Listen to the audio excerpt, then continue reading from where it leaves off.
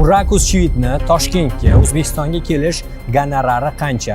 70 ta inson bilan suratga olishni amalga oshira olmadik. Bostirib borishdi, Burakni hatto yiqitib yuborishdi, qo'llarini tirnab tashlashdi. Turk aktyori Burak O'zchivitning Markaziy Osiyodagi monospektakllar bo'yicha bosh prodyuser Yahyo Po'latov bugun studiyamizda. Assalomu alaykum. Assalomu alaykum. Shukrdik. Yirik loyiha yakuni bilan sizni chin yurakdan tabriklaymiz. Va birinchi savolim, biz Burak O'zchivitni tarixiy filmlarda, seriallarda, ulug'vor rollarda ko'rganmiz va bu uning ijodida yangilik. Monospektakl sahnada tomoshabinlar bilan. Bu g'oya qayerdan kelgan va nima uchun bu loyihaga u qo'l urdi? Bu g'oyaning asl avtori Chag'ri Shensoy, o'sha Qurilish Osman filmidagi Jerkutay karakterida jonlantirgan aktyor va aslida rejissyor Burak O'zchivitni bu yangi eksperimentga chorlab, uni bu sahnada o'zini ko'rsatish kerakligiga ishontira olgan shaxs. Aslida u nimaga Burak bu spektaklda o'ynashga qaror qabul qildi desangiz, Burak O'zchivitning eng katta hobbisi bu mashinalar. Bu spektaklda esa bosh qahramon, ortiq bu haqida gapirishimiz mumkin. Istanbulning eng go'zal qizi bu o'sha sahnada siz ko'rgan mashina va o'sha mashina bilan bo'ladigan voqealar Burak O'zchivitni juda ham katta e'tiborini tortib, uni bu sahna ko'rinishida o'ynashga rozi qilishga sabab bo'ldi. Istanbulning eng go'zal qizi deya mana shu spektakl nomini eshitib borgan tomoshabinlar sahnada bir qizni kutishgandi, lekin u qiz aslida avtomobil bo'lib chiqdi. Tomoshabinlar kutilgandek bo'lmagani va ularning reaksiyasi qanday bo'ldi? Tomoshabinlar nafaqat O'zbekistonda qo'ygan spektaklimizda, balki o'sha Rossiya davlatida bo'lgan 4 ta spektaklimizda, Turkiyada ham hamma hayron qoldi va bu rejissyorning yechimiga lol qolishdi, chunki hozirgi davrda bilasiz, antisotsial hayotga insonlar o'tib bormoqda. Hammamizni qo'limizda gadjetlar, insonlar suhbati, bir-biri bilan bordi keldilari yo'q bo'lib ketyapti kundan kunga. O'sha aktual mavzuni bu spektaklda olib chiqildi. Bizning bosh qahramonimiz hayotda insonlardan charchab, insonlar orasida muhabbat topa olmagandan keyin mashinaga oshiq bo'lib qoladi. Insonlarning maishiylashib ketgani haqidan bu spektakl shunda? Albatta, insonlarning maishiylashib ketgani, tabaqalashib ketgani, chunki bizning bosh qahramonimiz oki oddiy ustaxona ishchisi bo'ladi va uning sotsial holatiga qarab insonlar uni yaxshi qabul qilmaydi. Lekin u Istanbuldagi eng qimmat mashinani sevib qoladi. Eng qimmat mashina esa ko'rganimizdek uni qabul qiladi. Xorijiy yulduzlarni O'zbekistonga olib kelish har doim ham oson emas. Ularni o'ziga xos talablari, rayderi bor.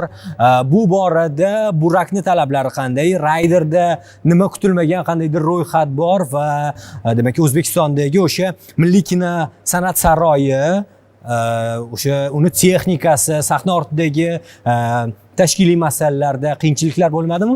Men Burak O'zchivit bilan qariyb yarim yil davomida ishlab, shunga amin bo'ldimki, uning rayderi, u haqidagi ma'lumotlar ko'pincha bo'rttilib ko'rsatiladi. U o'zimizga o'xshagan oddiy, samimiy va har qanday sharoitga moslashuvchan. Buni bir misolda keltirishim mumkin. Rossiya Moskva shahrida spektakl davomida biz tushlik qilib olishimizga to'g'ri keldi va tashqariga chiqishga vaqt bo'lmadi. Oddiygina sendvichni ko'rsatib, mana bu bizning tushligimiz deganimda, bo'ldi, men shuni tanovul qilaman deb indamay yedi. Masalan, balki uni undan past tabaqadagi aktyorlar ham qabul qilmasdi. Uning qandaydir bir og'ir rayderi yo'q. Eng katta rayder bu gonorar albatta unda. Xo'sh, o'zingiz bu mavzuni ochdingiz. Burak O'zchivitni Toshkentga, O'zbekistonga kelish gonorari qancha?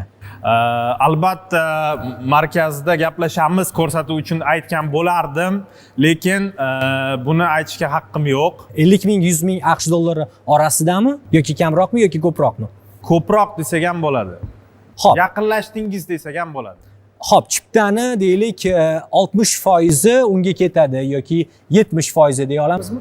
100% desak ham bo'ladi. 100%. Undan tashqari homiylar mablag'i ham bor. Albatta. Biz bu loyihani birinchi navbatda daromad qilish uchun qilmadik. Bu loyihani O'zbekistonda xususiy sektorda teatrga haqiqiy tomoshabin kelish mumkinligini isbotlash uchun qildik. Yaxshi asar, yaxshi spektakl bo'lsa, albatta biz guvohi bo'ldikki, tomoshabin kelar ekan. Biz bu Burak O'zchivitning loyihasidan so'ng O'zbekistonda yana shunga o'xshash loyihalar hozir o'ylab, ishlab chiqyapmiz hozir. Nafaqat Turkiya yulduzi, balki butun dunyodan ham jalb qilish fikri ham bor. Tushunarli, tomoshabinlarimiz chipta olishga va uni ko'rishga tayyor. Lekin o'sha taniqli ijodkorlar oldida biroz o'zini yaxshi tuta olmagan kuzatuvchilar ham bo'ldi. Men kuzatuvlarimdan shunga amin bo'ldimki, fanatizm ikki turga bo'linar ekan. Agressiv fanatizm va yaxshi ma'nodagi fanatizm. Ming afsuslarki, biz O'zbekistonda aynan spektakldan maza qilib tomosha qilamiz degan joyimizda agressiv fanatizm boshlandi. O'sha spektaklning boshidan hamma sahnaga qarab yurishi, Milliy gvardiya xodimlari bozor joylarga o'tkazib olishdi. Hatto men mikrofonni qo'limga olib, iltimos, kelgan tomoshabinlar, biz o'zbeklarmiz, O'zbekiston bu madaniyat o'chog'i, uni biz ko'rsatishimiz kerak, joylaringizga o'tirib olsangiz deb, hatto biroz agressiv ham gapirib yuborayotganimni his qilmay qoldim. Shu payt menga orqadan Burak O'zchivit gruppasidan xabar keldi, iltimos unaqa agressiv gaplashmasangiz dedi. Chunki o'sha holatga kirib qoldim, bilib bilmay, va eng achinarli holat bu spektakldan keyin bo'ldi. Burakni hatto yiqitib yuborishdi. Men bu spektaklni Rossiyada ham prodyuserligini qilib, kuzatuvlarimdan kelib chiqib aytsam, Rossiyada 150 ga yaqin tomoshabinlarni 15 daqiqada suratga oldik. Hamma xursand, hamma uyiga baxtli qaytdi, ammo biz 70 ga yaqin, ya'ni bu 150 ning yonida juda ham kam hisoblanadi. 70 ta inson bilan suratga olishni amalga oshira olmadik. Chunki har tarafdan bostirib borishdi, hatto ikkinchi rejissyorimizning qo'llarini tirnab tashlashdi. Bu nimaga erishish bo'lgan? Burakni ushlab ko'rsam hayotim o'zgaradi degan fikrmi?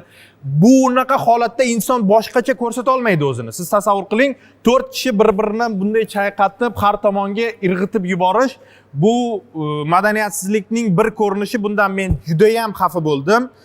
Chunki aytganimdek, biz o'zbeklar madaniyatni dunyoga targ'ibotini, tashviqotini qilishga loyiq xalqmiz. Burakning reaksiyasi qanday bo'ldi? Yiqatib yuborishdi, quchoqlashdi, tirnashdi, o'pib tashlashganini ko'rdik.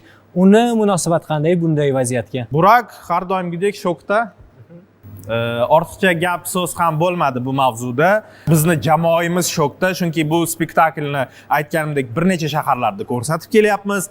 Aynan eng kutilgan joy O'zbekiston edi.